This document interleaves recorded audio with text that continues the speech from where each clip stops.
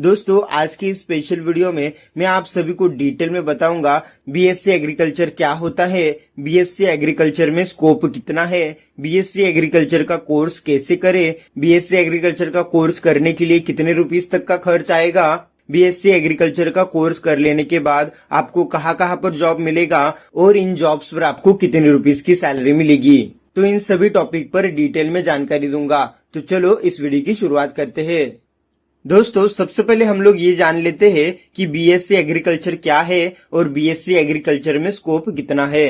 दोस्तों भारत की अर्थव्यवस्था काफी हद तक कृषि यानी कि एग्रीकल्चर पर निर्भर करती है। इसका प्रमुख कारण यह है कि भारत कृषि प्रधान देश है। इंडिया की आधी से ज्यादा आबादी ग्रामीण क्षेत्रों में निवास करती है और इनका मुख्य व्यवसाय खेती होता है। ऐसे में इस क्षेत्र में करियर बनाने के लिए आपको कई सारे ऑप्शंस मिल जाएंगे। अगर आप भी बीएससी एग्रीकल्चर का कोर्स करने में इंटरेस्टेड हो तो यस, ये आपके लिए बहुत ही अच्छा करियर ऑप्शन साबित हो सकता है। भारत कृषि प्रधान देश है, इसलिए यहाँ पर एग्रीकल्चर स्पेशलिस्ट की काफी ज्यादा मांग है। इस सेक्टर में करियर करने के बहुत सारे तरीके हैं। प्राइवेट और गवर्नमेंट दोनों क्षेत्र में आपको जॉब मिल जाएगा। जिस प्रकार हमारे देश की जनसंख्या बढ़ती जा रही है, उसे देखते हुए आने वाले समय में हमें कृषि के ऊपर काफी ज्यादा ध्यान देना पड़ेगा। हमें कृषि के लिए नई नई टेक्नोलॉजी विकसित करनी पड़ेगी। हमें बीज, खाद और फर्टिलाइजर्स को अपग्रेड करना पड़ेगा ताकि हम ज्यादा से ज्यादा अनाज क्रिएट कर सके और ज्यादा अनाज का उत्पादन हो और बढ़ती जनसंख्या को आहार की पूर्ति की जा सके। तो इसलिए दोस्तों इस सेक्टर में आने वाले समय में काफी ज्यादा ग्रोथ होने वाली है। इसलिए दोस्तों बीएससी एग्रीकल्चर में आज से ही काफी ज्यादा स्कोप बढ़ चुका है। बीएससी एग्रीकल्चर में आप agriculture officer, assistant plantation manager, agriculture research scientist, agriculture development officer, agriculture technician, marketing executive, plant breeder etcetera post पर जॉब हासिल कर सकते हो। तो चलो दोस्तों अभी हम लोग बीएससी एग्रीकल्चर के कोर्स के बारे में जान लेते हैं। अगर दोस्तों आप भी इस सेक्टर में अपना करियर बनाने की ख्वाहिश रखते हो तो आपको सबसे पहले 10th पास आउट करना है और 12th के लिए एडमिशन लेना है साइंस की स्ट्रीम से। आपको साइंस की स्ट्रीम में फिजिक्स, केमिस्ट्री, मैथ्स या फिर physics, chemistry, maths and biology इन दोनों में से कोई भी सब्जेक्ट आप सिलेक्ट कर सकते हो। साइंस की स्ट्रीम का हर एक स्टूडेंट बीएससी एग्रीकल्चर का कोर्स कर सकता है। 12th पास आउट कर लेने के बाद आपको बीएससी एग्रीकल्चर के कोर्स के लिए एडमिशन लेना है। बीएससी एग्रीकल्चर का कोर्स 4 वर्ष का होता है। ये अंडर ग्रेजुएशन कोर्स होता है।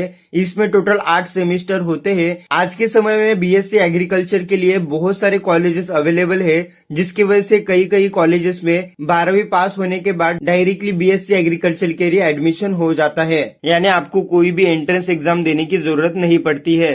लेकिन गवर्नमेंट कॉलेजेस या फिर यूनिवर्सिटी में एडमिशन लेने के लिए आपको एंट्रेंस एग्जाम देनी होती है। बीएससी एग्रीकल्चर का कोर्स कंप्लीट कर लेने के बाद अगर आप आगे पढ़ना चाहते हो तो आप एमएससी इन एग्रीकल्चर का कोर्स भी कर सकते हो। बीएससी एग्रीकल्चर की फीस की बात करें तो गवर्नमेंट में इस कोर्स की फीस 10,000 से 15,000 रुपीज पर ईयर की होती है।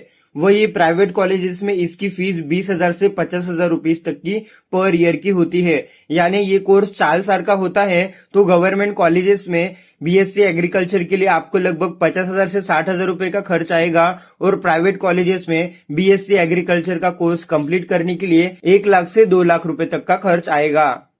दोस्तों अभी हम लोग जान लेते हैं कि बीएससी एग्रीकल्चर का कोर्स कंप्लीट कर लेने के बाद आपको किन किन पोस्ट पर जॉब मिलेगी और उन पोस्ट पर आपका क्या काम होगा और वहां पर आपको कितने रुपीस की सैलरी दी जाएगी।